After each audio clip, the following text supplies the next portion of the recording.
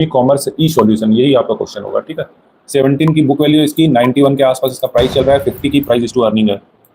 Net profit margin भी उतनी अच्छी नहीं है। ये स्टॉक अभी हाल फिलहाल में लिस्ट हुआ है। इसके अंदर में देखो एक ही चीज़ काम करती है, जो जो मेरा तो सिंपल एनालिसिस है, मैं कोई तिकड़म नहीं लगा रहा हूँ, ये मैं बता भी देता हूँ कि मेरी एनालिसिस किस बेसिस पे काम कर रही है, क्या मेरी एनालिसिस का बेस है, मैं वो बता रहा हूँ आपको। आप खुद से यूनिकॉमर्स के अंदर में आप देखो, ये इसका लिस्टिंग प्राइस था, और जो भी स्टॉक ये 190 के पास में इसका लिस्टिंग प्राइस था, जो भी स्टॉक इस प्राइस के नीचे या अपने लिस्टिंग प्राइस के नीचे जब आ जाता है तो उसको बाय नहीं करना चाहिए, क्योंकि एक बहुत बड़ा रेजिस्टेंस बन जाता है। ये एक साइकोलॉजिकल लेवल होता है।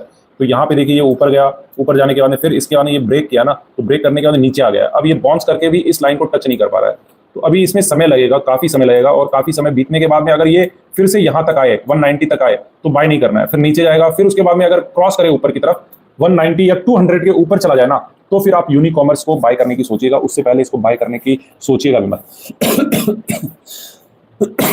देखो, मेरा मेरा तो यही लॉजिक है, मेरा तो सिंपल सा लॉजिक रहता है। कोई बड़ा 30 मार्क का नहीं बताता हूँ या 30 मार्क का करके नहीं बताता हूँ, बहुत सिंपल लॉजिक से मैं बताता हूँ, बस उसी को फॉलो कर लीजिए और कुछ नहीं करना है। और क्या लॉजिक का बेसिक्स क्या है, क्या साइकोलॉजी है, जो भी मेरे वीडियोस को देख रहा है उनको मैं ये सब कुछ बता देता हूँ, क्या साइकोलॉजी है, ठीक है ना, क्या कारण है इसका।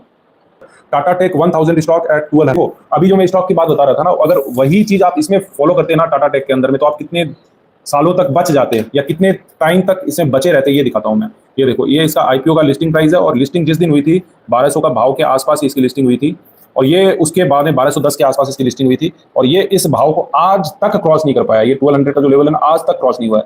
तो ये एक रेजिस्टेंस जोन बन जाता है। जो मैं एक पहले किसी ने पूछा था इसी वीडियो के अंदर में, किसी ने तो पूछा था कि उस स्टॉक में बाय कर सकते हैं कि नहीं, तो उसमें मैंने मना किया था। सिंपल सा रीजन यही है कि ये एक बहुत बड़ा रेजिस्टेंस होता है। अभी तो बहुत नीचे आ गया है, तो लेकिन अगर ये इस लेवल को क्रॉस करता है ना, तो फिर खरीदो इसको। जब तक इसको क्रॉस ना करे तब तक इसको खरीदना नहीं चाहिए। लेकिन एवरेजिंग प्लीज मत कीजिए। आपने बहुत सारे स्टॉक खरीदे हुए हैं, आपके पास कोई ऑप्शन ही नहीं है।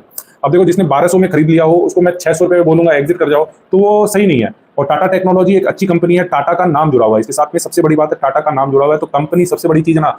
स्टॉक मार्केट के अंदर में सबसे बड़ी प्रॉब्लम क्या मालूम है, कि 100 में से 30-40 कंपनी तो बेईमान है, उसके प्रमोटर ही बेईमान है, उसके प्रमोटर ही बेईमान है। वो कमाएंगे तो कमा के अपने शेयर होल्डर को नहीं देंगे, और जो वो है, जो बेईमान है, वो कभी कमाते ही नहीं है, और कमाएंगे तो अपने शेयर होल्डर को नहीं देंगे। लेकिन टाटा टेक्नोलॉजी के साथ में ऐसा नहीं है। इसके साथ में ये जो नाम जुड़ा हुआ है ना यहाँ पे टाटा, ये अपने आप में ही सारी स्टोरी बता देता है कि ये एकदम भी बेईमान नहीं है। अपने शेयर होल्डर को पूरा ध्यान रखता है, अपने शेयर होल्डर के पक्ष में काम करता है, और अपने इस कंपनी को ग्रोथ के ट्रैजेक्टरी पे ले जाने के लिए काम करता है। तो ये कंपनी बहुत अच्छी है, खराब नहीं है, लेकिन समय खराब चल रहा है भाई साहब, और कुछ नहीं है। ये 1200 पे एक रेजिस्टेंस है इसका भयानक। आप जैसे फंसे हो ना, कई सारे लोग, प्रशांत पाटिल जी, कई सारे लोग इसमें फंसे हुए हैं, कई सारे लोग, बहुत सारे लोग फंसे हुए हैं। अभी दिल की बात आ गई तो क्या बताऊं, तो थोड़ा लंबा चल गया, और कुछ नहीं है।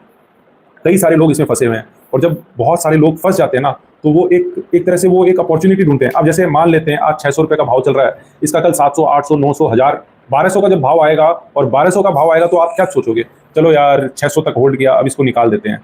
कितने साल बीत गए, 3-4 साल बीत गए, अभी ये स्टॉक लगता नहीं है कि जाएगा। और मान लो उस समय होल्ड कर लेते हो आप, तो हो सकता है 1200 का टच करे और इसके अंदर फिर नीचे आ जाए, वो 1000 या 900, 800 के भाव पे फिर आ जाए, और वहां पे जब आएगा ना, तब तो आपकी जान निकल जाएगी। फिर उसके बाद फिर से एक बार स्टॉक भागेगा ऊपर की तरफ, और फिर से 1200 के लेवल को टच करेगा, और फिर आप सोचोगे चलो एक काम करते हैं, इस स्टॉक से निकल जाते हैं। और आप जिस दिन निकलोगे ना उस स्टॉक से, और 1200 के लेवल के आसपास ही आप निकलोगे, और जैसे ही आप निकलोगे उस दिन के बाद में वो स्टॉक एक तरफा भागेगा, सीधा 2400 होगा, 2400, 2400। लेकिन वो 1200 को क्रॉस करने के बाद में, तो जिस दिन 1200 को क्रॉस करेगा ना, उस दिन आप मेरे से पूछोगे ना, तो मैं बोलूंगा इसमें बाय करना चाहिए। लेकिन जब तक ये 1200 को क्रॉस नहीं करेगा, तब तक इसमें ऐसा हो सकता है 2 साल और पास करते, 3 साल और पास करते, हो सकता है 5 साल तक ये परफॉर्म ना करे, ऐसा भी हो सकता है। तो ये सिंपल साइकोलॉजी की बात है। ये आप अपने स्टॉक में या किसी भी स्टॉक में, ऐसा नहीं है कि सिर्फ ये एक ही स्टॉक है जिसके बारे में बता रहा हूँ, ऐसे कई सारे स्टॉक है, कई सारे स्टॉक है जो फंडामेंटली काफी साउंड है और बड़ी बड़ी कंपनी है। जैसे एक दिखाता हूँ, Bajaj housing finance, Bajaj housing finance, ये बजाज हाउसिंग फाइनेंस है। आप इसका चार्ट देखो, इसके चार्ट के अंदर में क्या है, वही ये आईपीओ लिस्टिंग प्राइस है, ये लिस्टिंग प्राइस हुआ, और कोई मैं तो कुछ 30 मार्का वाली चीज नहीं बता रहा हूं, मुझे ये मेरे एक्सपीरियंस से बता रहा हूं, आपको कहीं मिलेगा नहीं ये चीज। ये आप कहीं पे भी सर्च करोगे ना, कहीं पे भी सर्च करोगे, आप यूट्यूब में सर्च कर लो, गूगल में सर्च कर लो, या कहीं पे भी सर्च कर लो, ये आपको कहीं पे भी मिलेगी नहीं। ये मेरा खुद का एक्सपीरियंस के बेसिस पे मैं बता रहा हूँ, ठीक है। और कई अच्छे अच्छे शेयर्स ऐसे ही होते हैं, जो लिस्टिंग प्राइस होती है ना, वही ट्रैप होता है, और उसके बाद में ये लिस्टिंग प्राइस 160, 170 के आसपास है, और ये आज तक उसको क्रॉस नहीं कर पाया है। 2024 में हुआ है, उसके बाद में ये कंपनी खराब है क्या, बजाज हाउसिंग फाइनेंस का कंपनी खराब है? कोई बोल दे माइका लाल की कंपनी खराब है तो मान जाऊं उसको, कंपनी खराब है ही नहीं, बस साइकोलॉजी खराब हो गई बेचारे की। अब ये 80 रुपीज के आसपास आ चुका है, 80 रुपीज के आसपास आ गया। अब लोग क्या बोलेंगे, 160 रुपए का शेयर 80 रुपए में मिल रहा है, खरीद लो खरीद लो खरीद लो। लेकिन इस स्टॉक को खरीदा ही नहीं जा सकता। जब कब तक नहीं खरीदा जा सकता? ऐसा थोड़े ना है कि जिंदगी भर नहीं खरीदना है, ऐसा थोड़े ना है जिंदगी भर नहीं खरीदना है। 160 के ऊपर चला जाए ना, तुरंत खरीद लो इसको। आप बोलोगे 80 रुपए पे बोल रहे हो, मना कर रहे हो, 160 पे बोलते हो खरीद लो, ऐसा होता है क्या?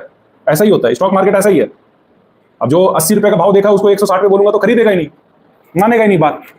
80 रुपए में खरीदने के लिए रेडी, लेकिन 160 पे नहीं खरीदेगा। और 80 से 160 जाने में हो सकता है इसको 2 साल लग जाए, हो सकता है 3 साल लग जाए, हो सकता है 4 साल लग जाए, हो सकता है पंचवर्षीय योजना हो जाए, 5 साल तक इसको क्रॉस ना करे। लेकिन अगर ये 160 रुपए क्रॉस किया ना, तो 320 आने में हो सकता है 1 साल भी ना लगाए, 1 ईयर भी ना लगाए। तो वहां पे परचेज करो जहां पे पोटेंशियल ज्यादा लगे, जहां पे साइकोलॉजी। स्टॉक मार्केट में कुछ नहीं है, सारा गेम एक ही चीज का है, सारा गेम एक चीज का है, वो है साइकोलॉजी। साइकोलॉजी के अलावा कुछ नहीं है स्टॉक मार्केट के अंदर में, कुछ भी नहीं है, मान के चलो एकदम कुछ भी नहीं है स्टॉक मार्केट के अंदर में। इतनी अच्छी इसकी पोटेंशियल है, इतनी जबरदस्त पोटेंशियल है। अब देखो मैं दिखाता हूँ इसके अंदर में, बजाज हाउसिंग फाइनेंस के अंदर में मैं दिखाता हूँ इसके सेल्स और मार्जिन के फिगर दिखाता हूँ। 23% की नेट प्रॉफिट मार्जिन है इसकी। सेल्स आप कभी डी ग्रोथ नहीं देखोगे, हमेशा इसी तरह ग्रोथ ही देखोगे। अब ऐसी कंपनी नहीं तो फिर कैसी कंपनी? देखो नेट प्रॉफिट मार्जिन 23% के आसपास है, लेकिन फिर भी ये अच्छी नहीं है। अच्छी क्यों नहीं है? क्योंकि सस्ती मिल रही है, इसलिए अच्छी नहीं है। जिस दिन 160 का भाव चला जाए, जिस दिन 160 के ऊपर चला जाए, खरीद लो।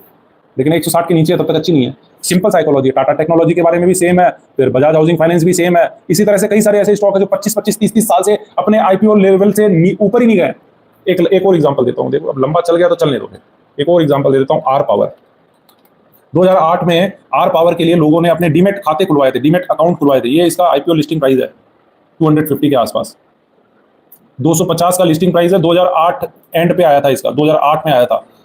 और 8 में जो आया उसके बाद में ये नीचे ही गया, फिर नीचे गया तो आज तक ये उस लेवल के पास भी नहीं आया, 250 के लेवल तक नहीं आया। 2008 से 2026 हो चुका है, लगभग कितने साल पास हो गए? 18 साल।